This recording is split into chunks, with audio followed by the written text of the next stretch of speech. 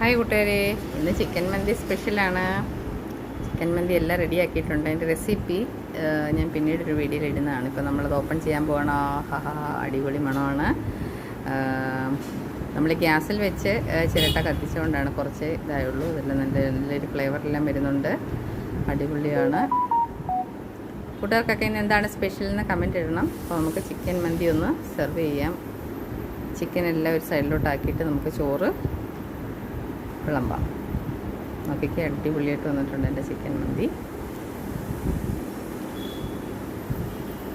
കണ്ടോ, ഞാൻ ചിക്കനെല്ലാം തനിയെ ഫ്രൈ ചെയ്ത് എടുത്തിട്ടും കൊണ്ടുണ്ട്. അതുകൊണ്ട് നല്ല ടേസ്റ്റായിട്ടാണ് പ്രാവശ്യത്തെ ചിക്കൻ മന്തി. പച്ചമുളക് കണ്ടോ, അടിപൊളിയായിട്ടുണ്ട്.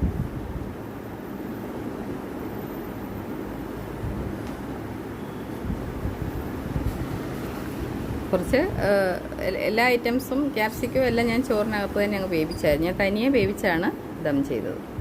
Okay friends, thank you.